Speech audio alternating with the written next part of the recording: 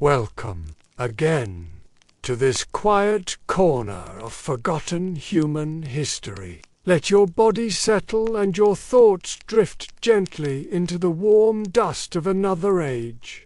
Tonight we will walk down the worn stones of ancient Roman streets, not as conquerors, senators, but as quiet observers of those whose lives were both visible and invisible, woven into the margins of empire. This is the world of Roman prostitution, a space both regulated and reviled, where sex was commerce and the human body both currency and burden. They were branded too, not always physically, but socially, with the understanding that Roman masculinity could tolerate acts of dominance, but not of submission. This formal listing in the public records was not merely bureaucratic, it was performative. The meretrix, by recording her trade, renounced certain rights: the right to marry a citizen, to inherit, to testify in court as a respectable woman. Branding was practiced, particularly on slaves, to indicate ownership and occupation. A tattoo or scar might be placed on the forehead, shoulders, or arms, marking the woman as for sale. Their entrances might be marked by carved phalluses or paintings of suggestive scenes. Its walls still hold graffiti scratched by clients and workers alike, names, boasts, jokes, and simple statements of fact. These scribbles are crude yet deeply human. One reads, "Felix Benefutus," or "Felix, you screw well." Another lists the price of a particular act. Others are anonymous cries, angry or triumphant or bored. Together they form a mosaic more intimate than any marble temple. Their letters, if they wrote any, are lost. Sex work in Rome was labor often brutal, sometimes chosen, frequently coerced. It was a part of the city's breath, as constant as the clatter of chariot wheels or the smell of bread from the oven. To understand it is not to excuse or condemn, but to witness. And tonight, as the noise of the city fades and the lamp burns lower, we have borne witness in silence. Their faces are unnamed on surviving mosaics. Their histories lie beneath the ruins, stitched in the dust with nothing to mark them but faint inscriptions and the lingering scent of oil and perfume. We piece them together like shadows cast by a flickering flame. Inside, the walls were decorated with frescoes, some explicit, some humorous, some simply strange. These images were not only decoration, but communication. In a city of many tongues, pictures spoke clearly. The empire brought with it a churning movement of bodies, some triumphant, some ruined, and the prostitute's bed was often the last stop before another campaign, another exile, another forgotten grave. The trade of sex and the trade of conquest were rarely far apart. Where the legion marched, the need followed. They hinted at the services offered, the acts available, the pleasures to be bought. These brands were not only practical but symbolic. They turned the body itself into an advertisement, an eternal signboard that could not be removed or denied. The brand told all who passed what the voice no longer needed to say. Street-based workers, particularly the poorest, had little safety and fewer options. Their clothing signaled their status. The toga agama, typically worn by male citizens, was sometimes used by prostitutes as a symbol of inversion, a sign that they operated beyond the norms of gender or propriety. The absence of a veil, too, was telling.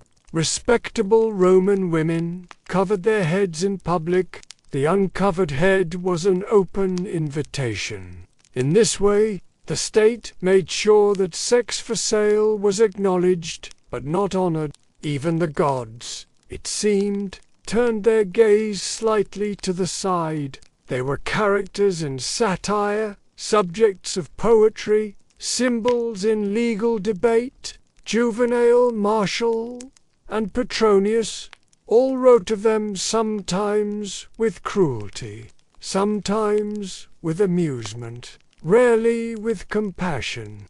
The prostitute became a metaphor for Rome itself. Decadent, transactional, alluring, exhausted. In her, the empire saw both its power and its decay. A male sex worker was therefore doubly marked by the act itself and by the position he assumed in the act. It was collected much like other business taxes, with state officials taking their cut from the transactions of the flesh. This official recognition of sex work as taxable labor reveals a cold irony.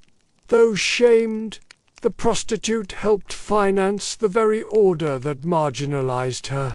Roman pragmatism left little untouched. Yet in the great churn of the city's need, such distinctions became practical rather than moral.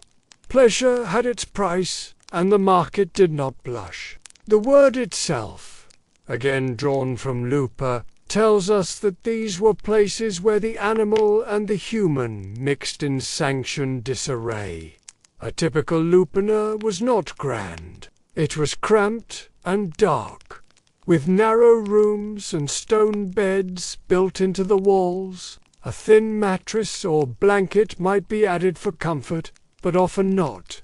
Privacy was minimal, and the sounds of flesh on flesh would echo through the corridors like a public song. Let us begin slowly under the fading glow of the oil lamp, where nothing is rushed and everything is soft with distance. In the Roman imagination, prostitutes were not simply women or men who sold their bodies. They were people who stepped outside the carefully drawn lines of moral decorum, yet were also deemed necessary to the function of society. Sex work in Rome was not illegal, but it was legally distinct.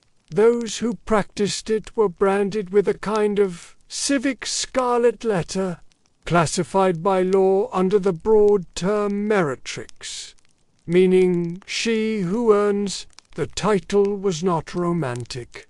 It marked one as outside respectable womanhood, no matter her status or skill. But even within this marked category there were layers and layers of difference, and it is in these layers we shall quietly explore. There was the scortum, often a slave or low-status woman whose work was grim and compulsory. Her body more a tool of profit than of expression. She may have been born free, but debt or conquest or family shame had placed her in bondage. These were not women of low intellect or crude skill. They were cultivated performers of seduction, sometimes kept by wealthy men, sometimes self-directed in their affairs. A delicator might dine at the same table as a senator, but never as his wife. Her presence was both desired and dangerous. With her painted lips and veiled irony, she occupied a space that Roman matrons were forbidden even to glimpse. Then there was the lupa, for a streetwalker who plied her trade in the shadows of Rome's crumbling walls, or near the humid baths. The term echoes with myth, for it was a lupa who suckled Romulus and Remus in the old stories, and whether she was wolf or prostitute has never been quite clear.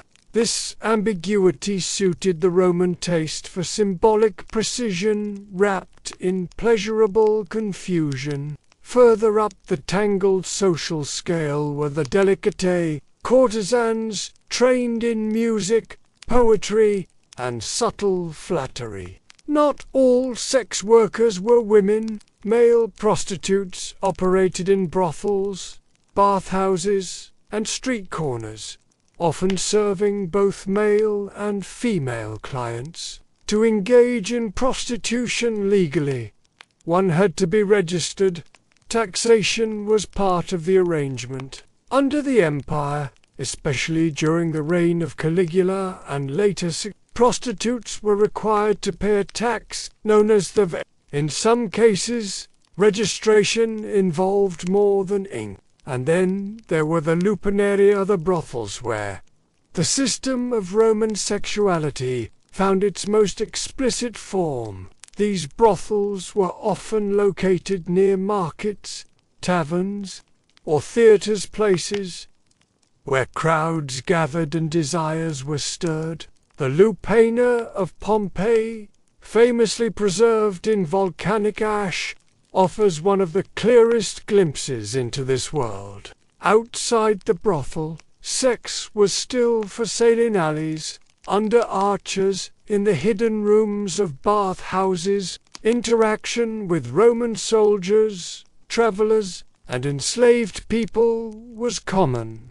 Prostitutes existed not only in the margins, but also at the center of Roman literature and philosophy. Still, for all their notoriety, prostitutes were rarely given voice. It is tempting to romanticize this world, to imagine the courtesan in silk, the brothel glowing with amber light, but the reality was harsher and more complicated.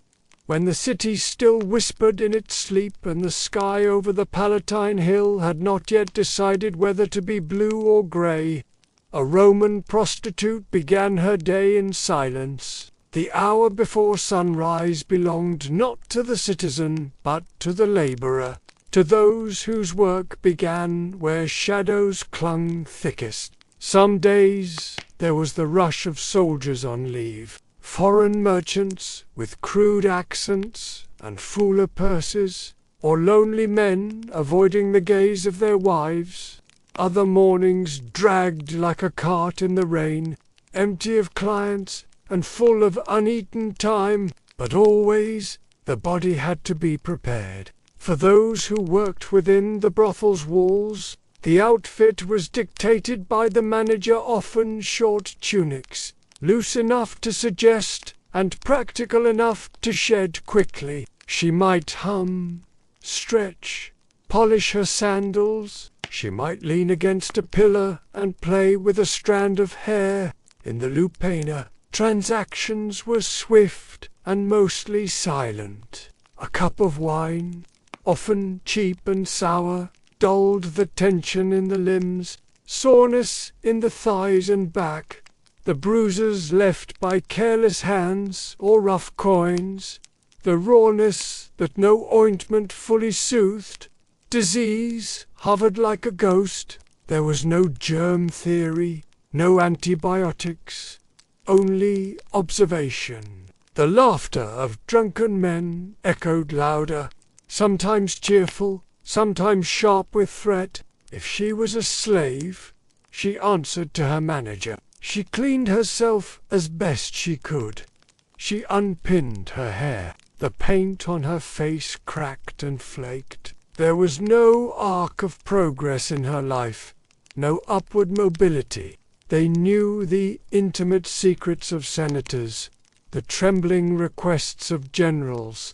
They held power in flickers, in glances, in the yes or no of a whispered word. They learned to read Rome not from scrolls or speeches, but from the bodies that pass through theirs like tides, sometimes tender, often careless, always human. There was only repetition, interspersed with injury, aging, and if fortune permitted, escape. Some women saved enough to buy their freedom or retire. Others died in childbirth, or from infection, or simply disappeared into the city's endless churn. Their names rarely survive. Their stories were not inscribed in marble, but in the subtle impressions left on stone beds and coin-worn palms. She might whisper a prayer to Venus or Fortuna or no one at all. Her body ached, her feet throbbed, her mind drifted. Sometimes she wept. More often, she simply stared at the ceiling until sleep came. If she was free, she bore the loss herself. Sometimes the night brought laughter genuine. If Briffer Joe shared a kind touch, a client who treated her with something resembling kindness, those moments lingered, fragile as mist. A Roman prostitute's day was not extraordinary in her own time, but it was, and remains, quietly astonishing in ours. For in every gesture, each application of coal, each careful negotiation, each hidden bruise, she preserved her own fragile place in a world that never quite allowed her to belong. For the prostitute, the evening was often the busiest. Lamps flickered in the brothel's rooms, casting red light over the graffiti-covered walls. Perfume was reapplied, cheeks pinched for color, tunics adjusted to look freshly dished. The body, already sore, was summoned again to service. A discharge, a rash, a sudden fever, these were feared signs. Women developed their own herbal remedies. Infusions of pennyroyal or silk, pessaries soaked in wine or vinegar, salves made from honey and garlic. But nothing cured completely. It only delayed. Infection might settle in the womb or the gut or the blood, and when it did, the pain became permanent. Bread, figs, a little cheese if fortune smiled. Abortions were attempted with herbs, with sharp instruments, with prayers whispered to Venus or Artemis. Infants born were rarely kept. Some were exposed, left on steps or hillsides, or given to wet nurses and forgotten. A few women bore children while continuing their work, tying the infant to their back or leaving them with another prostitute during appointments. These were not maternal scenes, the poets imagined, but they existed in quiet, and she might nap, or listen to the street sounds, or chat softly with another worker. Laughter was rare, but not forbidden.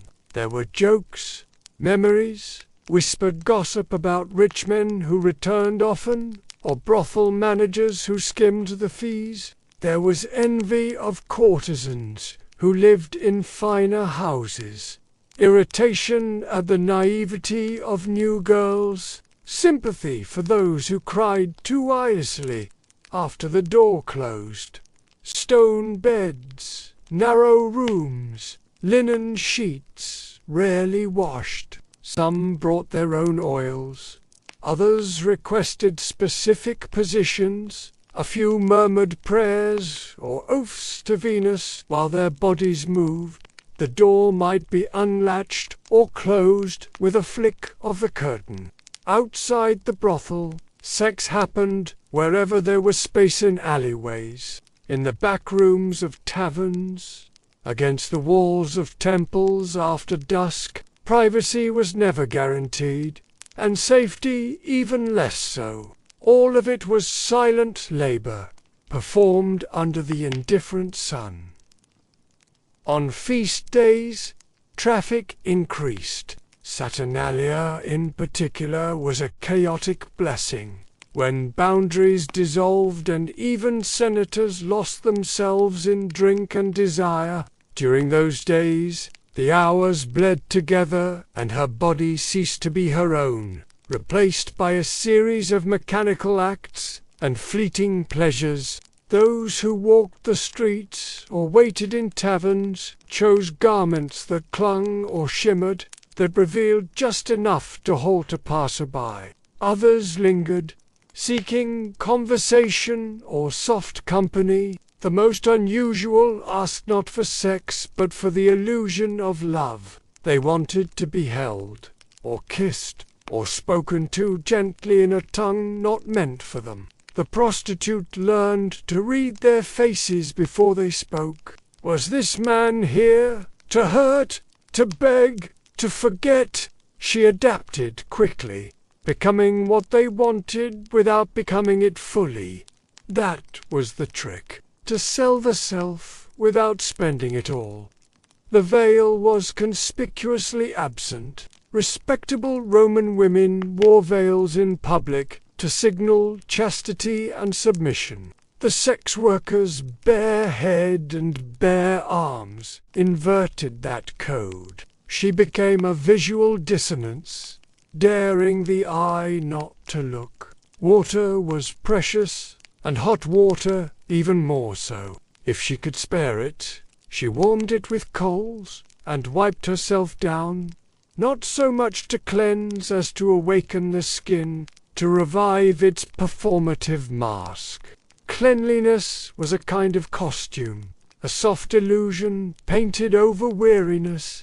The lupana's walls were still cold, the air damp with last night's sighs. The layering of pigments was not simply vanity, but survival. In a world where a glance could be a transaction, the face was an advertisement. Kohl darkened the eyes into dangerous invitations, while false lashes made the gaze seem heavier with promise. A smear of perfume from a small vial perhaps, myrrh, cinnamon oil, or crushed iris made her smell expensive, even if her price was not.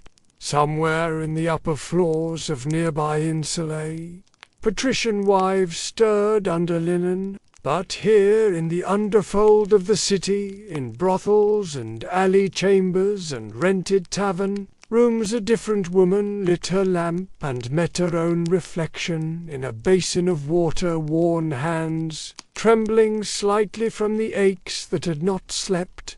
Her day was not marked by clocks or bells, but by need. Cosmetics came next, pulled from jars with cracked lids, light-based whiteness for the face, red ochre for the lips, powdered antimony or charcoal for the eyes. Clothing mattered. Then came the waiting. A chair near the brothel entrance, a walk through the forum, a perch near the baths or racetrack. Clients came with varying expectations. Some wanted quickness, a moment of distraction before returning to their wives or duties. The act itself varied. Between clients, there was rest if one could find it. Health was a constant shadow. The body bore the toll. Pregnancy was both risk and burden. Some brothels employed midwives, or more often, women who had once been midwives. Night came slowly. As the sun dipped behind the temples and the baths emptied, the city shifted again. Taverns filled. Not all nights ended in profit.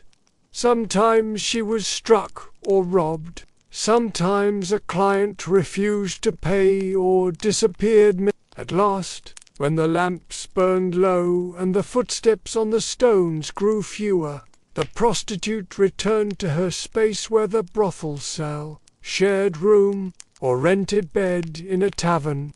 The next day would be the same, or nearly.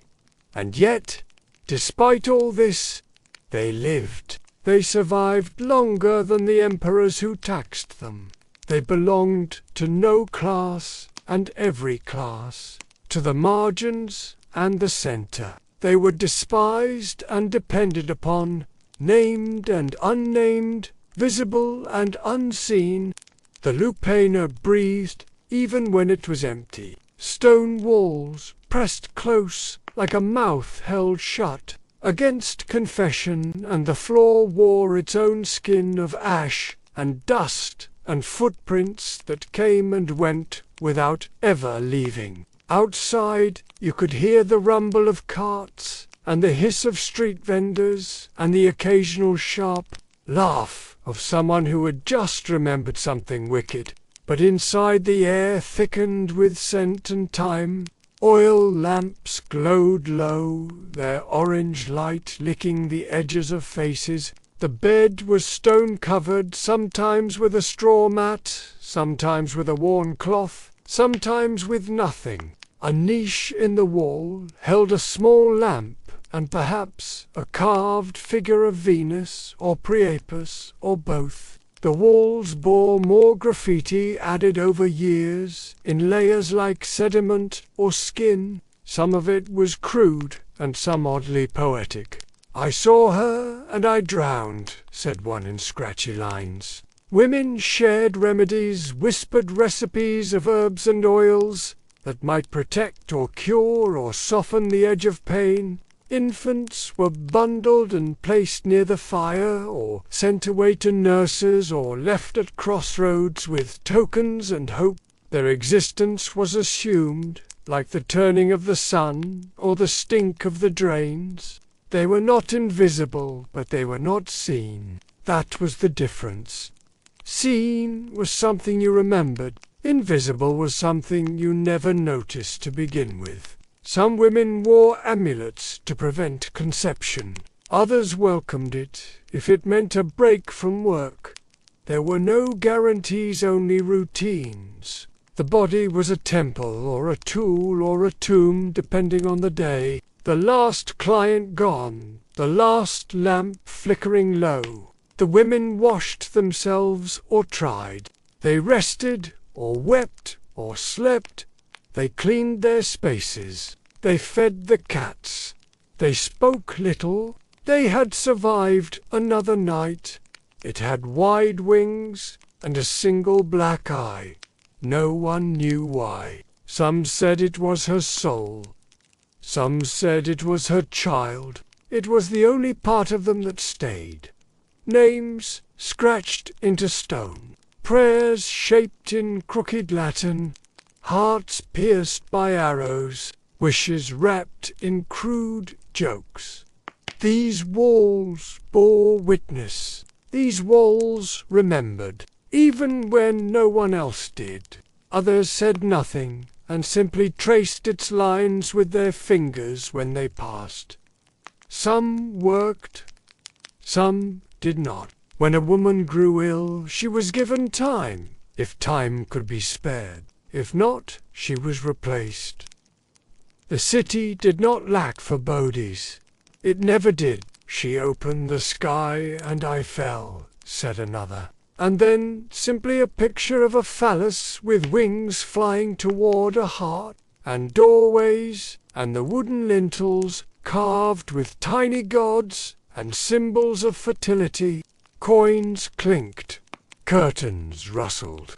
The smell of oil and sweat and perfume thickened. The women sat and waited and rose and returned again and again. Some were war captives brought from Gaul or Syria or Numidia. Their languages strange, but their bodies still useful. Songs of homes and hills and sisters long lost. They sang not to entertain, but to remember. Sound anchored them, gave shape to the air, kept the mind from unraveling into the stone. The woman would take him behind the curtain, remove what needed removing, and lie back against the stone, waiting for it to end or pretending it had not begun. Some closed their eyes and imagined fields, or oceans, or silence. Some counted bricks in the ceiling. Some stayed alert, calculating risk, weighing kindness against cost. When it was over, there might be thanks or curses or nothing at all. He would leave, and she would wipe herself with a cloth and prepare again. The day was made of repetitions like these, each one a stone in the long invisible road she walked. Some had been freeborn daughters, fallen through cracks, widowed or abandoned, or simply defiant. One old man came every week and only asked to hear stories from her childhood. Another brought carved trinkets as gifts, never asking for anything more than a smile. A few returned, often enough to know names and preferences. These were small mercies, not love, not even safety, but pauses in the harsh rhythm of survival. They left behind memories, not bruises, and for that they were remembered in return. Some chose the work for food, for coin, for control.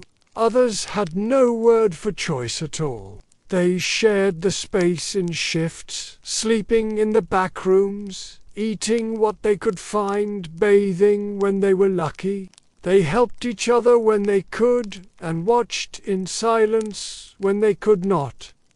Pain was private.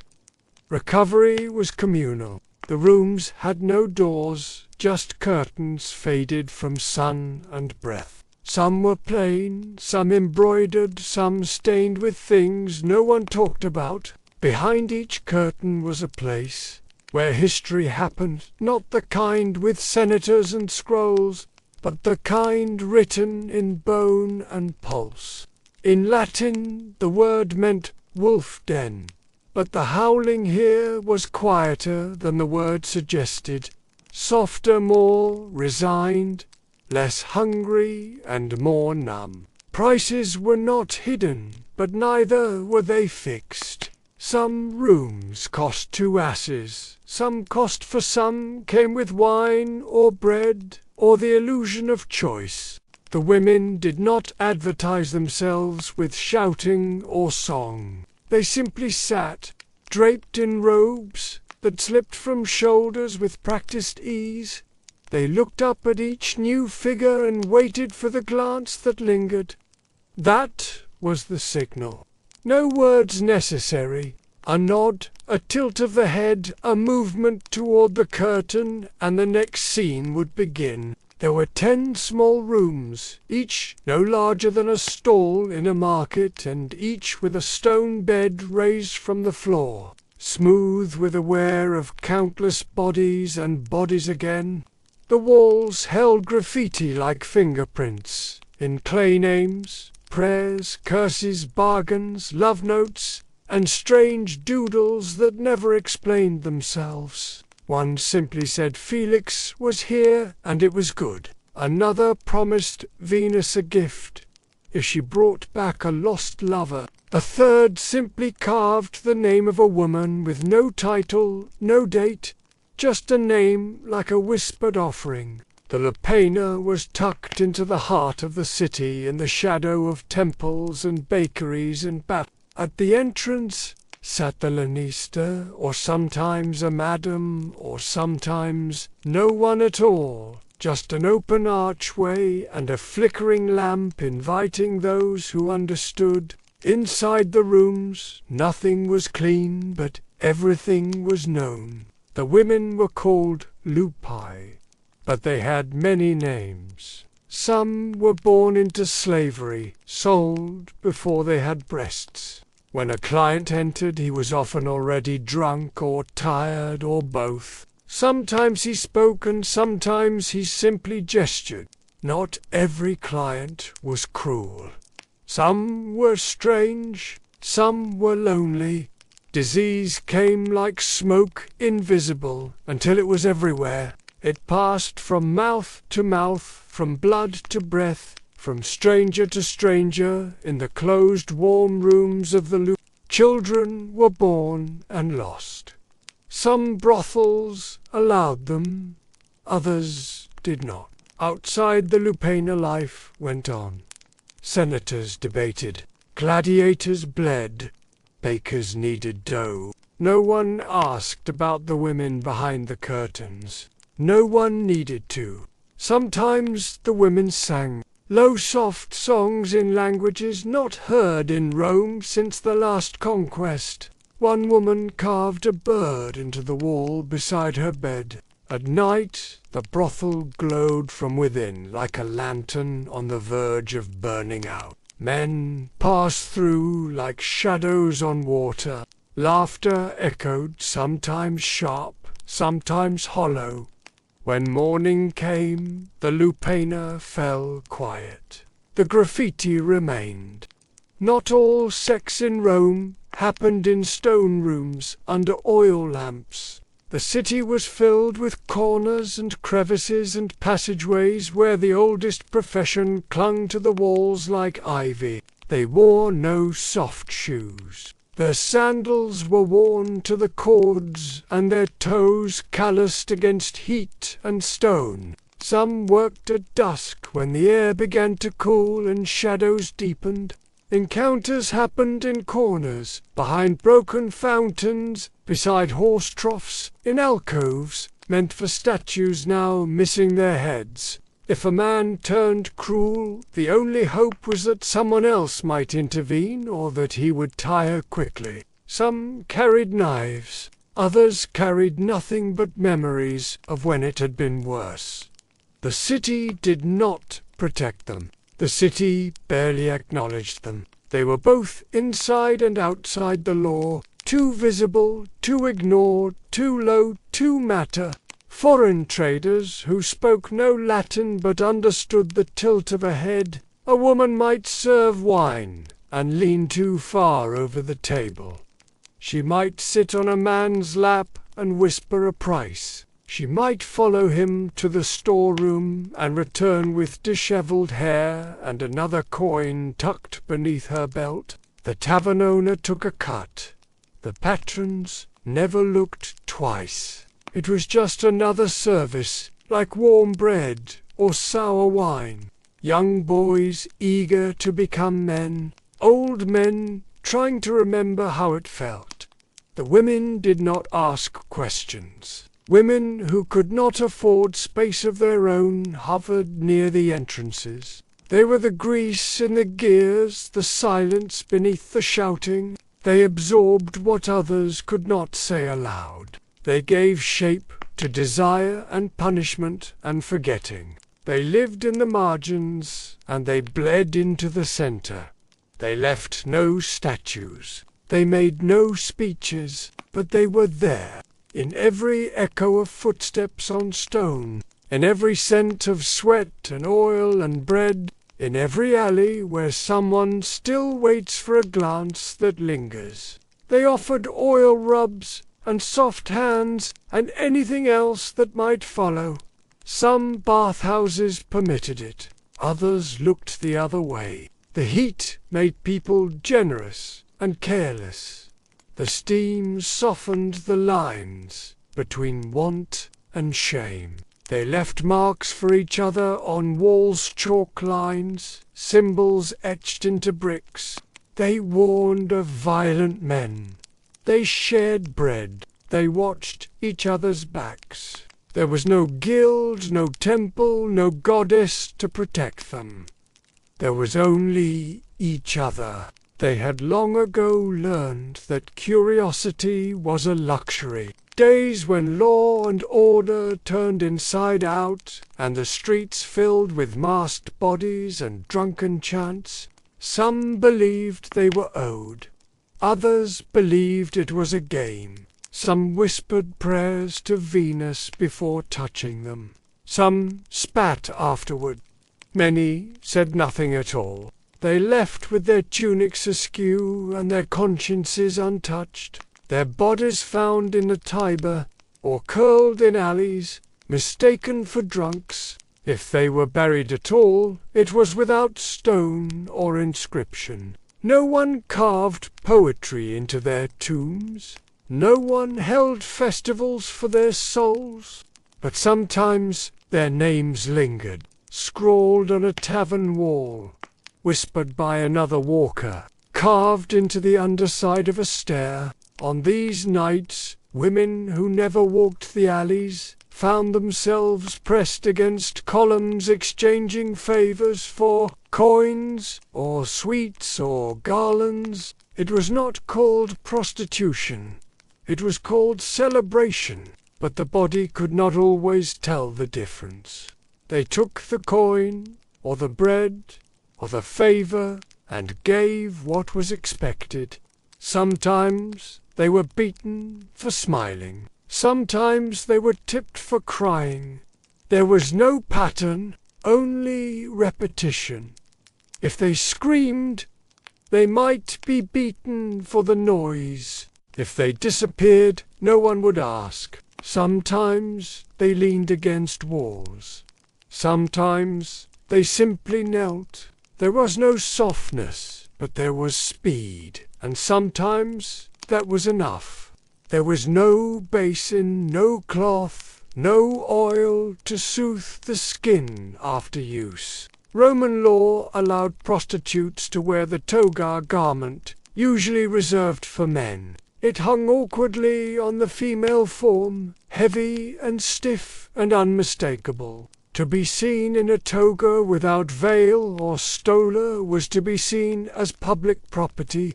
It was a uniform not of service, but of scorn.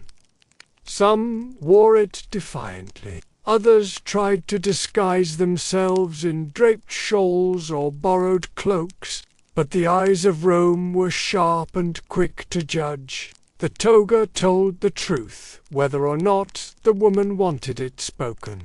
They washed in fountains when they could, or wiped themselves with leaves or rags. They shared nothing, and yet they passed everything. Infections bloomed in their thighs and mouths and eyes. Some lost teeth, some coughed blood, some simply stopped coming one day, and the others nodded in silence and walked on. Names vanished. Only the roots remained. They worked quickly.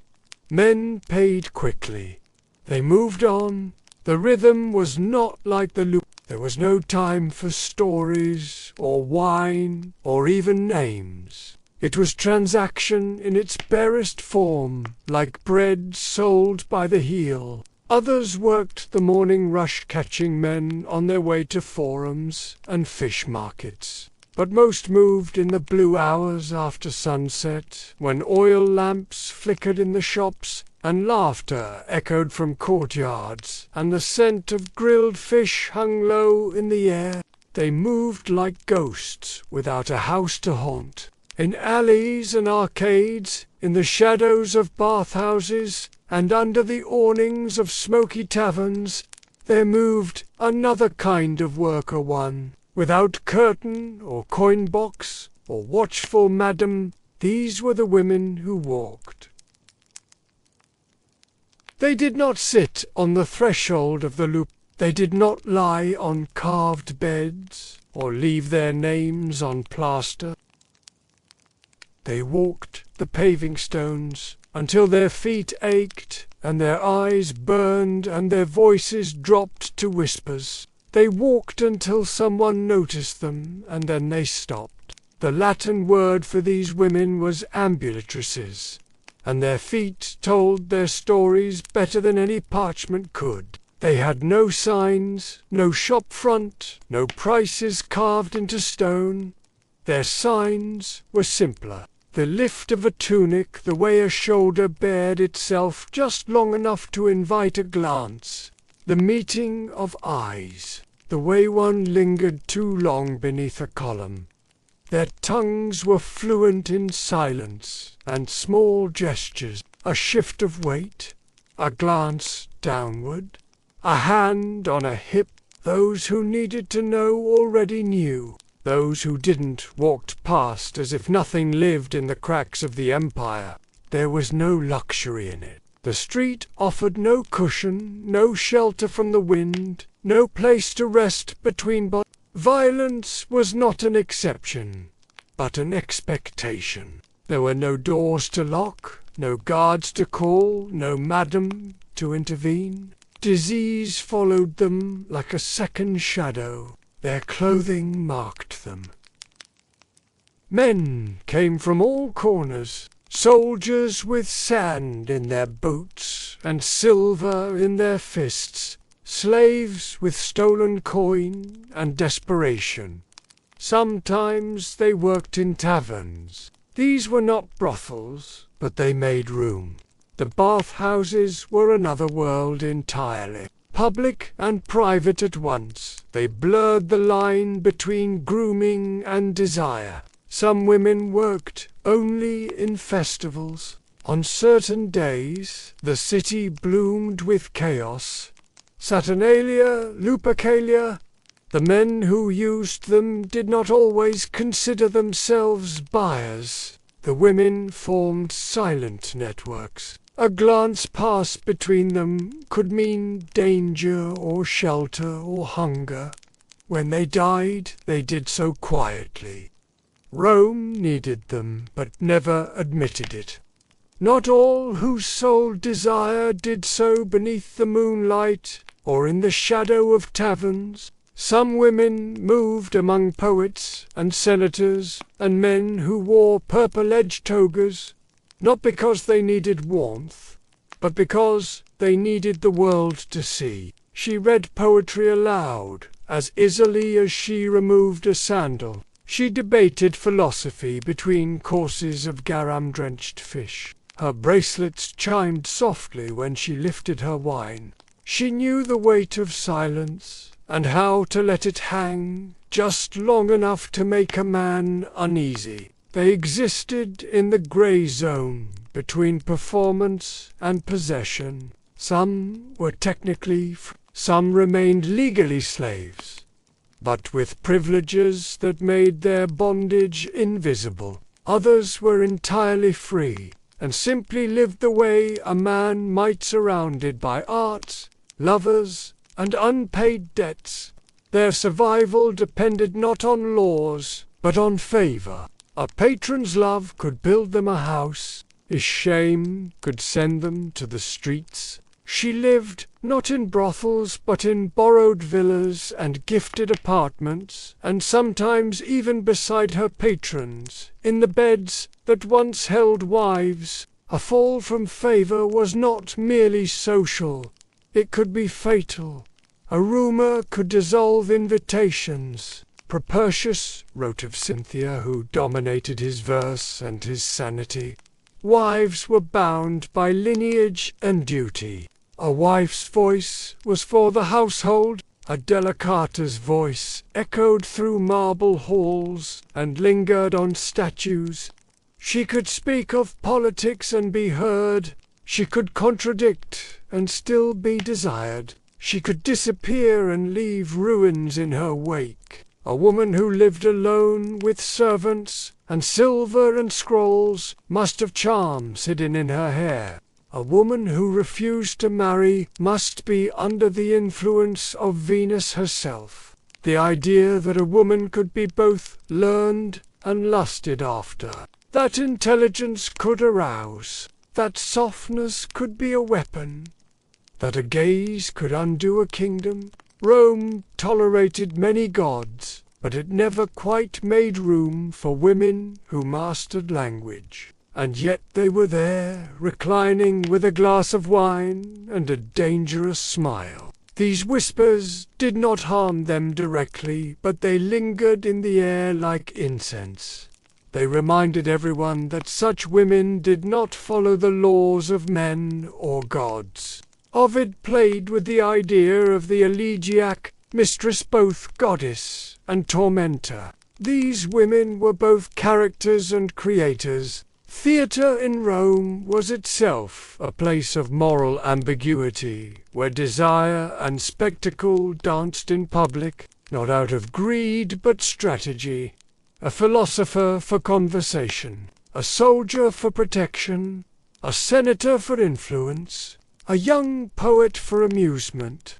They moved between them not with betrayal but with intent. Each man believed himself chosen. Each woman knew she was not owned. They existed not as possessions but as equations, always balancing risk and reward. A woman who could perform tragedy could just as easily recite love poetry in a patroness ear. The skills translated. The masks changed, but the gaze remained. They inspired and edited. They flattered and mocked. They existed in ink as much as flesh. A jealous wife could arrange banishment. A new emperor might cleanse his court of reminders. Some disappeared quietly, others wrote letters that were found, centuries later, stained with wine and grief. Their wealth was often borrowed, and their names erased when lovers repented.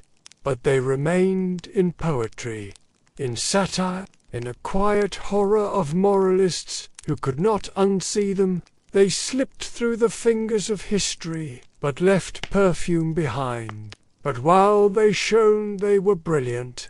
Their lives were art, curated with hunger and desperation and astonishing grace. They were heard at salons, reciting passages from Virgil or crafting impromptu poems about figs or politics. They carried secrets between beds and whispered them into the ears of men who thought themselves gods. They could shift allegiances with a kiss or a sigh. They were not spies, but something older and more dangerous. Witnesses. To seduce a delicata was to risk being seen.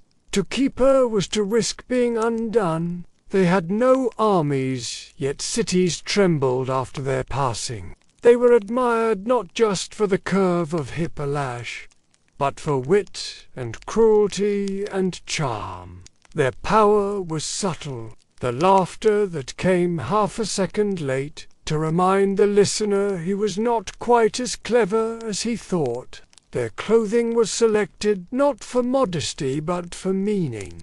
Silk from the East, sheer enough to suggest disobedience. Tunics dyed in Tyrian purple, not bought but given. Jewels that once belonged to grandmothers, now resting on young necks in borrowed houses. A raised eyebrow that could cause a rival to spill his wine. A softly uttered phrase that turned admiration into obsession. She was both pleasure and provocation. These women did not kneel in alleyways. They reclined on couches at banquets and slipped verses into the ears of men who ruled the city by day and sought softness by night. They were not called scorta or lupae. They were called delicatae, or sometimes simply admired without any name at all, as if language itself bowed in their presence. A delicata was not a profession, but a performance. She was both ornament and author of her world. Rome had long made room for women who were neither wife, nor slave, nor priestess. The Republic had no patience for indecency, but the Empire had a vast appetite for complexity. She travelled with generals and was known for the way she quoted Homer in bed. Her fame was whispered through the courts not as scandal but as inevitability. Flora, another, possibly apocryphal, figure gave her name to a festival of flowers and sexuality where the boundaries of Rome's moral code melted like wax in the spring sun. These women lived both within and above the expectations of the empire. They were reminders that power did not always wear sandals.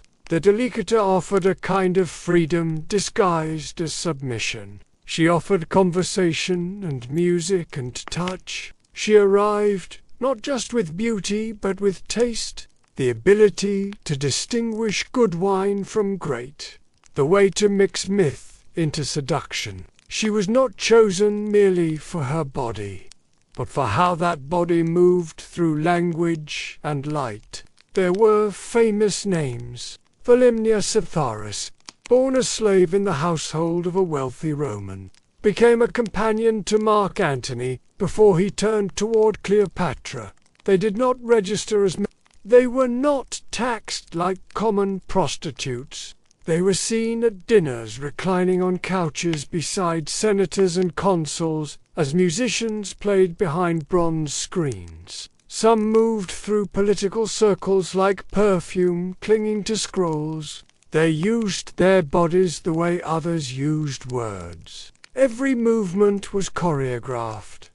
The way a hand touched a shoulder, the slowness of removing a necklace. They lived dangerously. Many were muses. Poets found in them something that made language stretch and sigh. They were not wives, and that made all the difference. The line between courtesan and actor blurred often. Many delicatees performed on stage or at private gatherings. Some collected lovers the way others collected scrolls. They were sometimes accused of witchcraft. Their power made men uneasy. Their independence was unsettling. The delicatees left few tombs.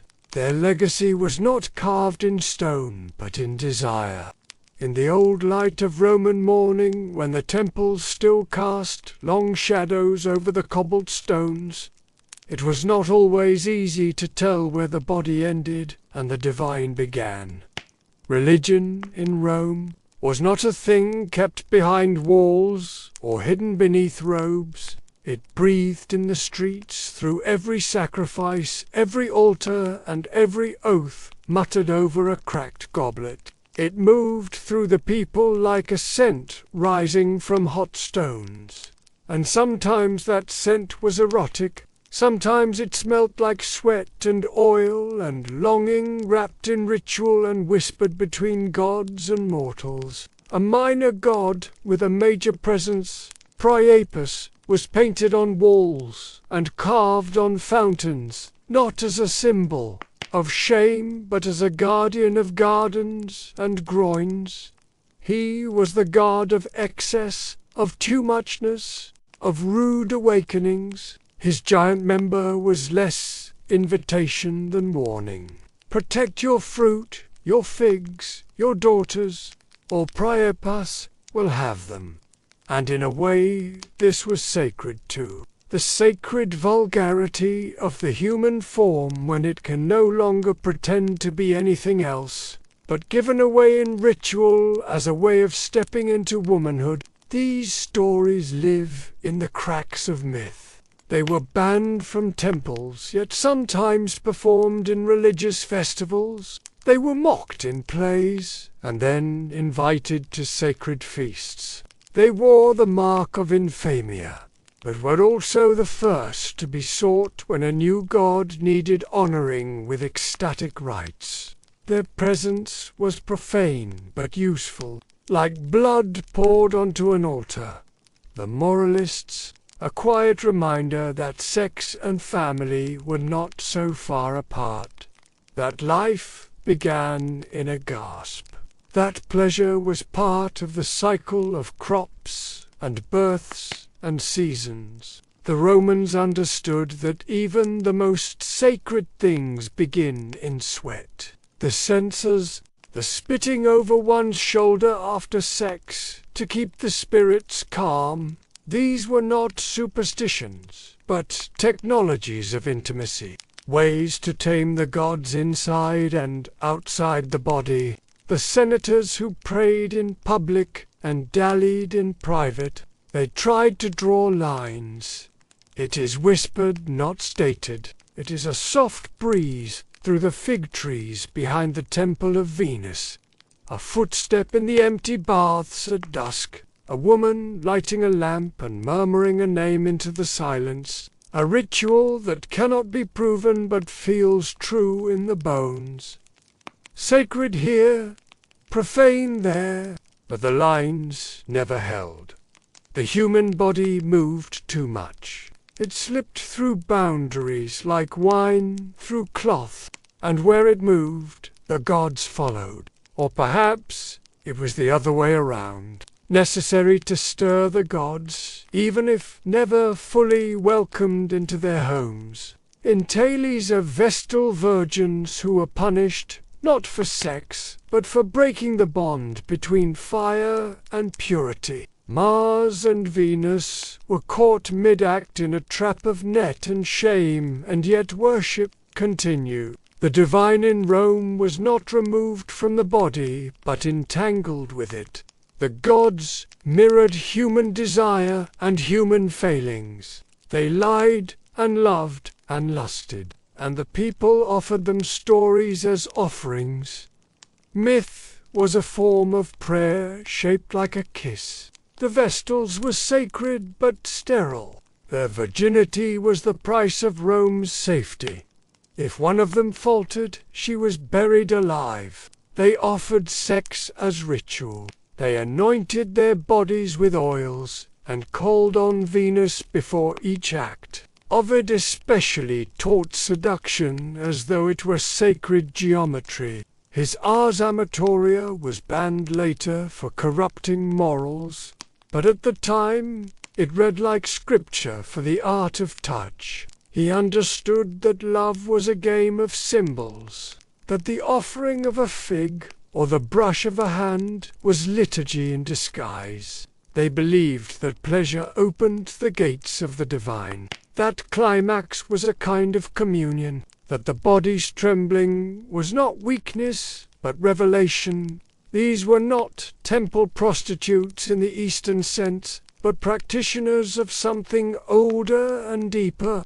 They moved through the city like living prayers, invisible yet persistent, not because of lust, but because the gods had been betrayed.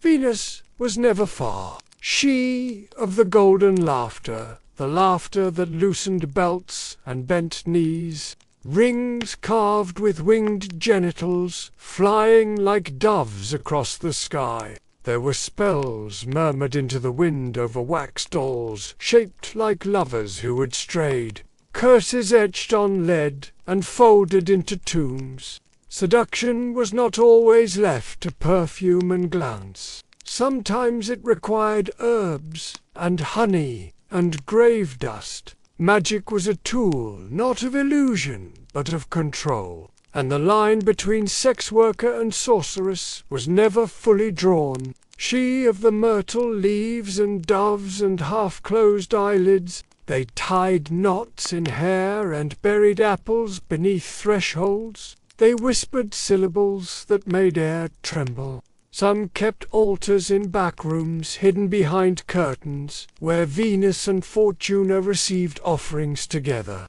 luck and love intertwined. These rituals were not official, but they were everywhere.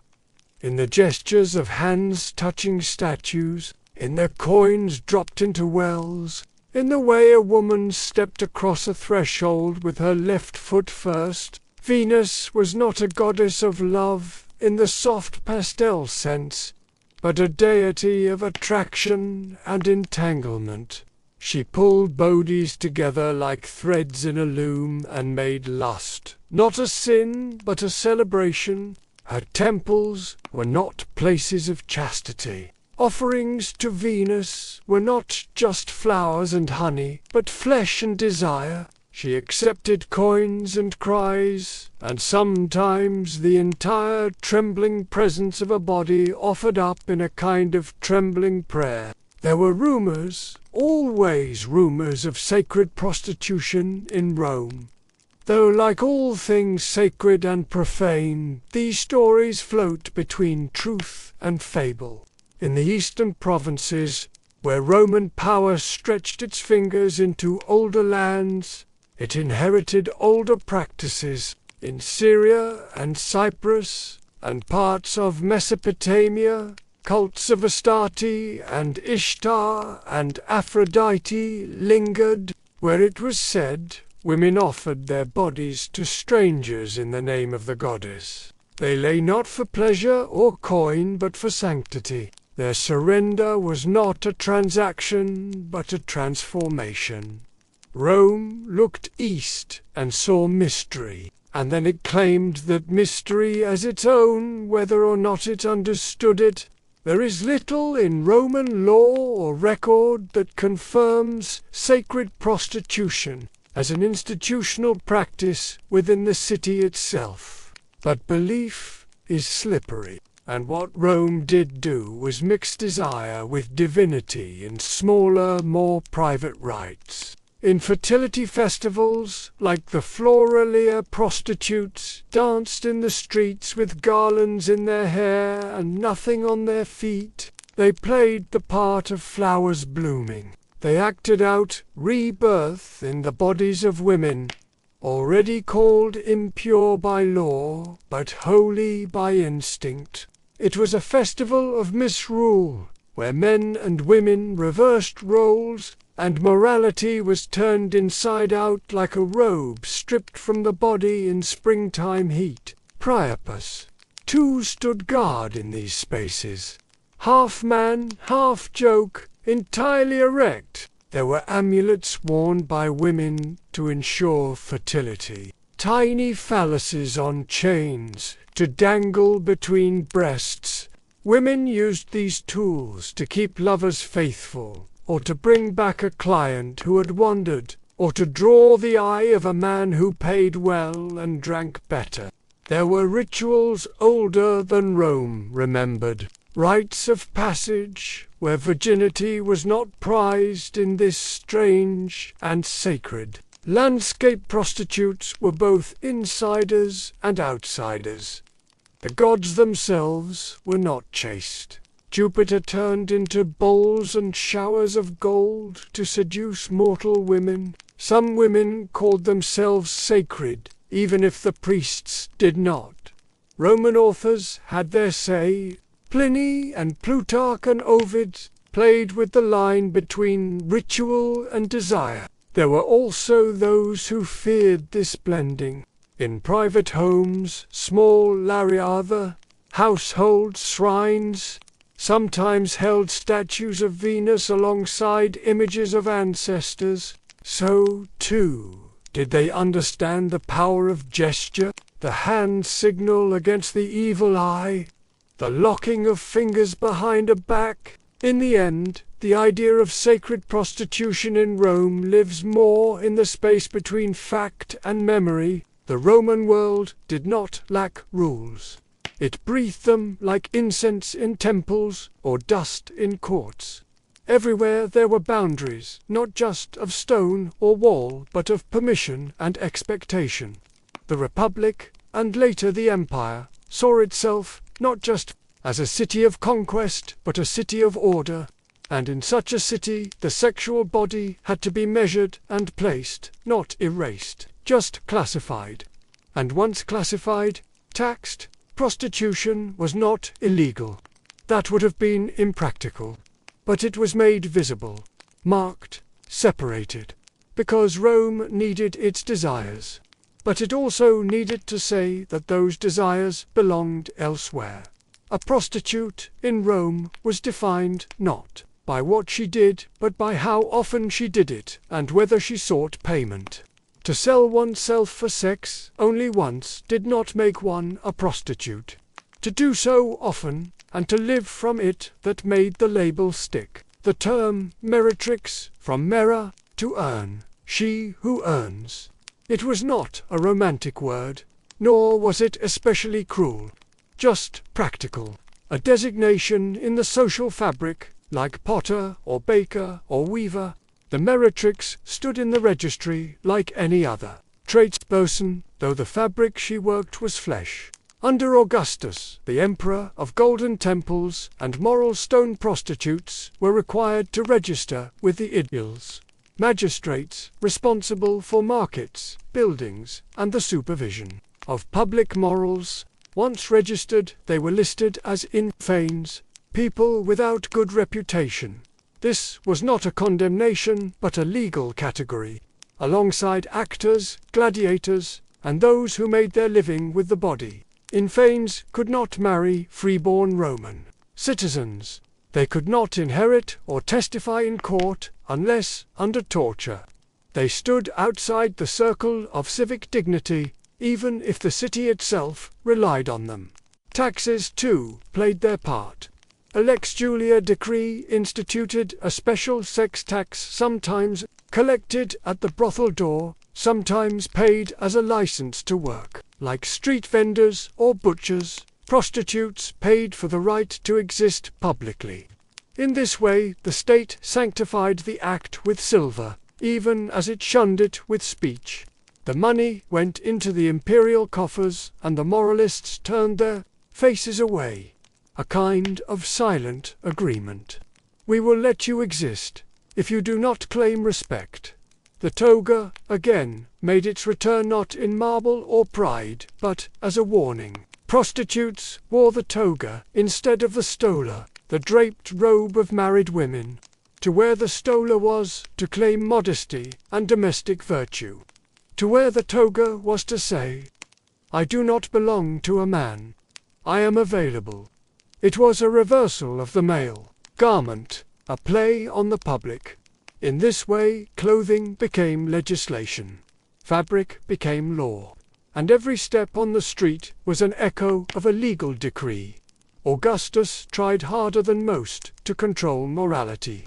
His laws on marriage and adultery, the Lex Julia de Adulterius Coercendis, criminalized infidelity among the elite. Adultery became a public offense. A man could kill his wife's lover if caught in the act, but a woman had no such right. There were rules even within rules. The emperor banished his own daughter Julia for licentiousness, a crime made sharper by her wit and her many lovers. Her exile was public theatre, a lesson carved into sand and memory. The empire would tolerate the body, but not the disobedient body of a daughter. Yet, despite these crackdowns, the city teemed with contradiction. Brothels operated under official toleration. Aediles might turn a blind eye in exchange for bribes or goodwill. Soldiers frequented the same establishments their commanders condemned. Philosophers railed against lust while buying the services of a boy on the way home from a lecture. Stoics advised self-control. Epicureans advised pleasure in moderation. Satirists like Juvenal spat ink at the meretrix, even as they memorized her price. Satire became one of the only places where the prostitute spoke. In fiction and verse, she laughed, mocked, seduced, and vanished. She stood at street corners, with eyes lined in kohl and voice trained in sarcasm. She knew men better than their wives. She kept their secrets in her lap, and so she was feared. Because to be desired and despised is the most unstable power of all. The law looked the other way unless the boundaries were crossed. A prostitute who tried to marry above her class, or who seduced a senator's son, might find herself punished not for sex but for ambition. Rome feared ambition in those who were meant to serve. Freeborn women who took up the trade might be disowned by families, and stripped of property. Enslaved women had no such rights to lose. Their bodies were never their own to begin with. Male prostitutes, though less commonly named in law, faced similar disdain. They were seen as doubly shamed if passive in the act, violating ideals of Roman masculinity. Yet they worked in the same brothels, paid the same taxes, and wore the same marks of infamy. The law knew them, even if it pretended not to. The baths and the taverns and the dark alleys all hummed with legal silence. There were campaigns now and then, cracks of thunder, emperors who wanted to cleanse the streets, edicts to close the brothels, to round up the meretrices, to remove them from temples or funerals or public view. But these campaigns passed like summer storms, brief, wet, theatrical, and then the streets dried, and the heels clicked again against the stone. Desire was not so easily legislated. The law tried to draw maps of where sex could occur. Brothels near the Circus Maximus, districts for the night trade, a kind of invisible zoning. But the body has its own geography. Prostitution flourished near temples, baths, theatres, and wine shops, the places where people gathered. It grew in the spaces between legality, in stairwells, thresholds, wagons, in rented rooms above bakeries. It lived in the breath of the city, not its books. Public order depended on a kind of managed hypocrisy. The city needed release valves. Pleasure was part of peace. And so the law became not a sword but a veil, thin enough to see through, heavy enough to pretend otherwise. The prostitutes were part of that veil, worn and lifted and denied in the same motion. Aediles passed by, eyes averted. Senators warned their sons, then returned at dusk. The law watched with one eye closed. When crimes were committed against prostitutes, justice was uneven. A meretrix could not accuse a client of rape unless she was still visibly injured and could produce witnesses. The assumption was that she always consented. Her body was public, and so private harm was hard to prove. It is a quiet cruelty, legal but not just. The law wrote its own silences, and they echoed longest in the lives of women who had already been made invisible. Yet some protections existed. Contracts between prostitute and client could be enforced in court, especially regarding payment. Brothel keepers could be sued for mistreatment or fraud. It was not a world without redress, but it was one shaped by shame and utility, not by dignity. The prostitute had a place, but never a pedestal. In the writings of philosophers and moralists, the prostitute became a symbol of decline, of temptation, of Rome's soft underbelly. She was the shadow to the virtuous wife, the mirror that showed what the Republic feared, that pleasure might outweigh duty, that the private might become too public. In this way, she was more than herself. She was a stage upon which the empire played out its anxieties, and yet she endured. Through laws and taxes, slurs and silks, through moral campaigns and private contracts. She was there in the footnotes of Livy, the side columns of Pliny, the flickering torchlight of Juvenile's imagination. She was there in the courts and the corners, her life folded into the law, but never owned by it, her breath lingering like perfume between one empire and the next. There was a time in Rome when desire did not need a name, and yet names were made for it anyway. Sometimes cruel, sometimes strange, sometimes slippery as oil on water, the city had a language for everything, even its silences and those who sold pleasure, through bodies not expected to offer it, found their place beneath. Those words, though rarely within them, male prostitutes existed, as surely as roads and arches and taxes and temples. They lived in the baths and the porticos, they haunted the thresholds of taverns and private homes. Their presence was not officially sanctioned, yet not quite outlawed either. They were visible and invisible at once, the kind of visibility that made you a target but never a citizen. Rome did not think in the binaries. We do now. Not exactly the concepts of heterosexuality or homosexuality as fixed identities had no Latin equivalent, but behavior was watched. It was judged not so much for whom you desired, but for how and in what role a freeborn Roman man could take pleasure where he wished, so long as he was active, so long as he penetrated and never received. To be the penetrator was to maintain power, to be passive was to risk being marked effeminate, weak, outside the Roman ideal of masculinity. And this was not just personal, it was political, it was legal. Enslaved men were the most vulnerable. Their bodies were already owned, and so what they did, or what was done to them, was not their choice. Many were trained or forced into sexual labor, sometimes in brothels, more often in private homes where masters indulged what the law refused to speak aloud. The lex scantinia was the law most often cited regarding male same-sex acts, though it was vague and rarely enforced. It penalized stuprum against A freeborn male, meaning shameful acts, but left much to interpretation. It was used more often to threaten political enemies than to protect anyone from actual harm. Those who worked as male prostitutes sometimes wore the toga, like their female counterparts. Sometimes not. They had names too, but fewer survive. Some were called exoleti, the worn-out ones, those who had aged out of youthful desirability and yet still offered themselves to clients.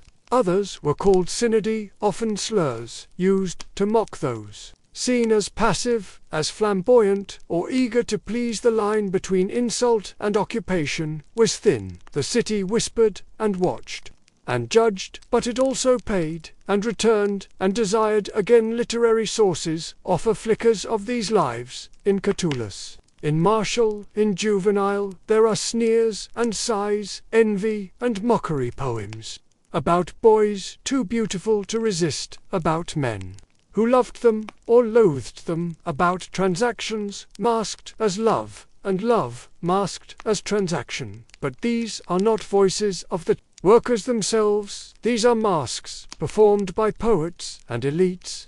The actual voices of the male sex workers have been lost, buried in laughter and shame, yet their absence remains. A presence like a footprint in wet marble. There were known places in Rome where men could go to seek or be sought. The Subura district, dense and lively with shadows.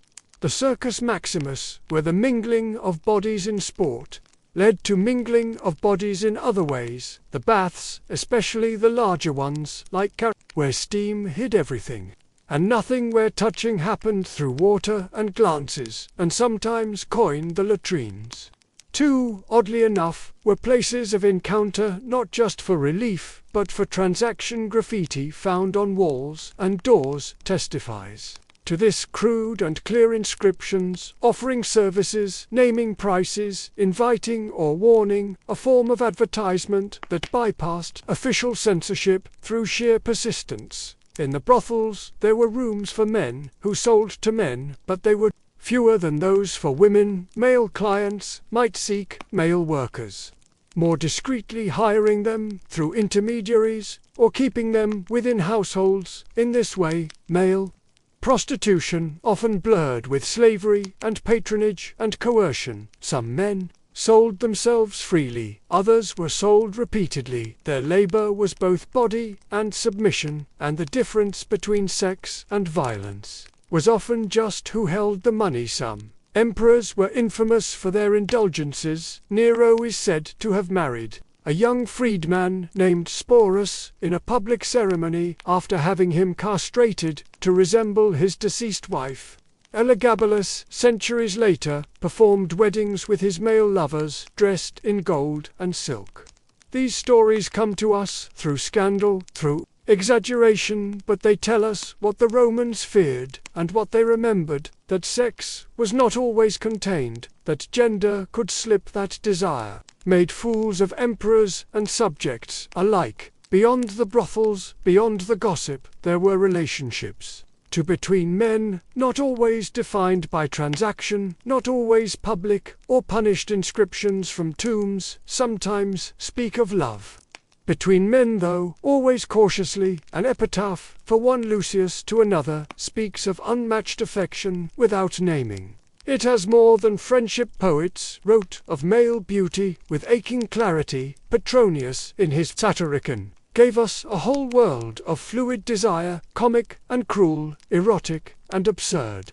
It is not a kind text, but it is honest in its grotesque way, and that honesty tells us that male pleasure and sale and sorrow all coexisted. Beneath the empire's gaze, there were rituals that hinted at male intimacy. Some cults whispered of it. Bacchic rites associated with madness and excess, later suppressed by the Senate, in part due to rumors of sex and secrecy. Mithric worship, which was all male and layered with symbolism of penetration and rebirth, has been studied as possibly homoerotic, though the evidence remains speculative. What we know is that religion and sexuality often moved together in the dark undercurrents of belief and shaming. The eastern provinces' ideas of male love were sometimes more open.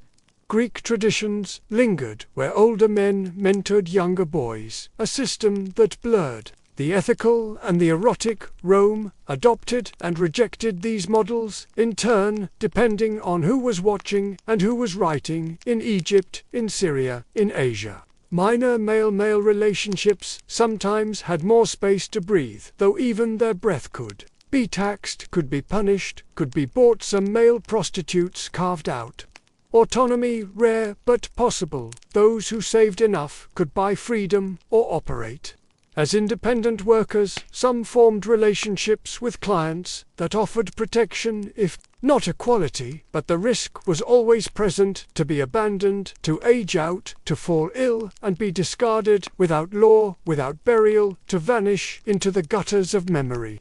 Rome had no welfare for the body once it ceased to arouse or obey. Modern terms do not easily map onto this world. There were no gay men, no queer communities in the way we speak of now, but there were bodies that desired bodies. There were men who longed for men, who paid for them, who punished them, who praised them. There were those who walked streets at night, wondering if they would be seen, or shunned, or summoned, if they would be desired, or destroyed, and all of that lived in the same breath, the same forum, the same shadow, cast by a column in the afternoon sun. The silence of the law around male prostitution was not ignorance, it was design by not naming too clearly. The empire allowed itself flexibility. It could tolerate, exploit, or condemn, depending on need. This ambiguity served power well. It made everyone nervous and thus obedient, and those who could not obey, who insisted on desire as right, not transaction, found themselves erased or written about only in satire and warning. And still they were there, the boys and men in doorways, under arches, in back rooms, and garden alcoves, painted in the margins of frescoes, scratched into the lead tablets of curses. Their voices thin but persistent in the archive of desire. They remind us that the past was never just grand, it was complicated, it was crowded, it was alive with bodies not yet categorized and hearts that beat outside the law. It began not with a law or a sword or a fire, but with a whisper and a shift, the kind that moves beneath walls and behind eyes, something subtle, something inevitable. The old gods did not scream as they left, they flickered out, one by one. Venus no longer laughed in the courtyards, Mercury no longer guided coins into waiting hands.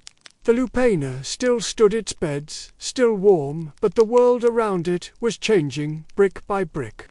Sermon by sermon, the slow revolution of morality began not on the streets, but in the pages of letters, and the soft footsteps of apostles across Roman soil. Christianity did not arrive as a purge.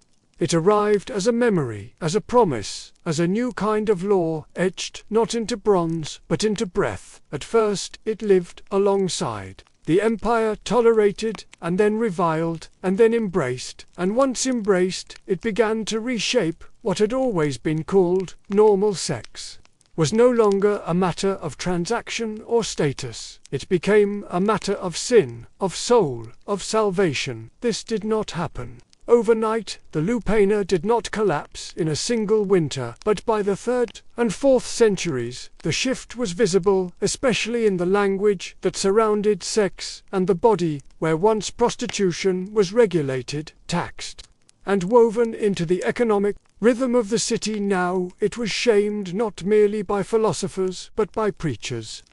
Sermons rang through basilicas in voices that warned of fire and lust of the body as temptation, and the prostitute as both victim and symbol. Those who had once been branded by the state were now branded by silence or by fire, and yet, even in condemnation, the memory persisted. They could not quite be erased. Church fathers such as Augustine of Hippo wrote of prostitutes with the agony of contradiction in his Confessions, he spoke of his own lusts with a mixture of longing and horror. He believed that prostitutes served a necessary evil, a dark outlet to preserve the virtue of wives and virgins. But even this grim justification would not last as Christian rule solidified. Prostitution moved from tolerated to persecuted. Those who sold their bodies were no longer seen as workers or even sinners. To be pitied, they became embodiments of corruption, to be erased from public life, if not from the earth. Emperor Constantine, the first Christian emperor, began the slow work of aligning imperial law with Christian values, and while he did not outlaw prostitution, he shifted its place in society. The emphasis moved from regulation to repentance. By the 5th century, under Theodosius and others, laws began to reflect a deepening suspicion of sexual commerce, especially of those who profited from it. Pimps and brothel owners faced new penalties. Public brothels were discouraged, if not fully shut down, and sex workers were pushed further into the margins, away from the center of Roman urban life. But memory is never clean. Even as the Lupana was closed, its walls still whispered. Graffiti still lingered, like ghosts etched in stone. Names remained. Even when lips had turned to dust, the ruins of Pompeii still spoke louder than the prayers of bishops. In the preserved brothel walls, we see figures locked in eternal embrace. Services offered in faded Latin, a catalogue of pleasure untouched by time, even as the world above turned toward purity and denial. Not all remembered with scorn. In some corners of the Christian world, former prostitutes were exalted, not condemned. The figure of Mary Magdalene became central, not as a worker, but as a woman redeemed, washed clean by sorrow and love. Her story was repeated in homilies and hagiographies, not as history, but as hope, the notion that even the most fallen could rise again.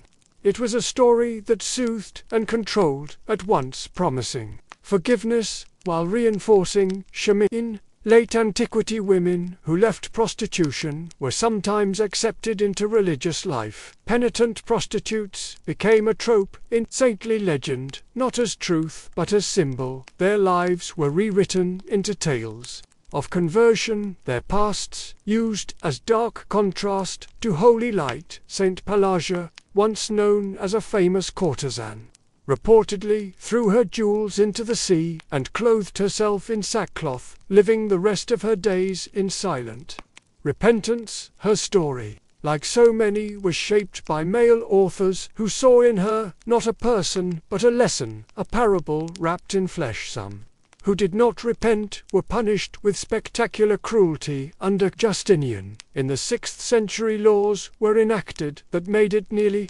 impossible for former sex workers to gain legal respectability. They were barred from inheritance, from entering certain professions.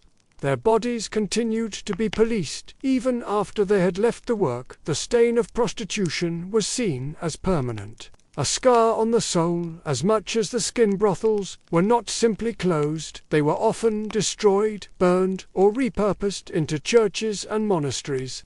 A symbolic transformation that sought to cleanse the space by overwriting it. The stones that once bore moans and laughter now held hymns and incense, and yet, even here, echoes lingered. In medieval Europe, stories of haunted brothels circulated, places where ghostly women wept for lost love or justice or memory. History does not always go quietly. Sometimes it wails beneath the altar's artificial condemnation. Prostitution never truly disappeared. Instead, it adapted. It went underground. It took on new names, new forms. In some medieval cities, regulated brothels reappeared under municipal control, sanctioned by necessity rather than moral approval, and though cloaked in Christian language, the old rhythms remained coins for flesh, contracts of silence, bruises uncounted. The body still sold, even when the soul was priced at nothing. Centuries past Roman prostitution became less remembered and more imagined. Victorian scholars and early archaeologists approached it with a mixture of fascination and horror. They studied graffiti and frescoes through the lens of prudery, often misinterpreting or censoring what they found. Some paintings were covered over in museums, labeled as obscene, others were quietly hidden in private collections. The past was cleaned for public consumption and in the process made unrecognizably. Yet the ruins of Pompeii and Herculaneum kept the memory alive, like seeds pressed in ash. The Lupana, with its stone beds and numbered doors, became a site of uneasy pilgrimage. Tourists whispered in its halls, guides gestured at painted couples and gave sanitized explanations. School children giggled, historians argued, some sought to reclaim the truth, others sought to forget it. Entirely modern scholarship has slowly peeled back the layers, revealing a more complex picture, not one of licentiousness or liberation, but of labor and violence, of agency and exploitation. Scholars like Thomas McGowan and Rebecca Fleming have shown how Roman prostitution intersected with class, gender, law, and medicine, how it was never one thing, but many, a spectrum of experiences flattened by time into stereotype, but still breathing in the cracks of surviving texts today. We speak of sex work with new language, with new debates, yet the echoes remain. The same questions of legality, of morality, of autonomy, and shame. The bodies of the past ask us what has changed, and what has only shifted names and faces, but not foundations. The Roman prostitute, whether in silk or rags, whether male or female or neither, still stands at the edge of society, both central and erased, both known and unknown. We have journeyed now from the alleys of Subura to the salons of elite courtesans, from sacred rituals to forgotten boys in the baths. We have seen love and law collide.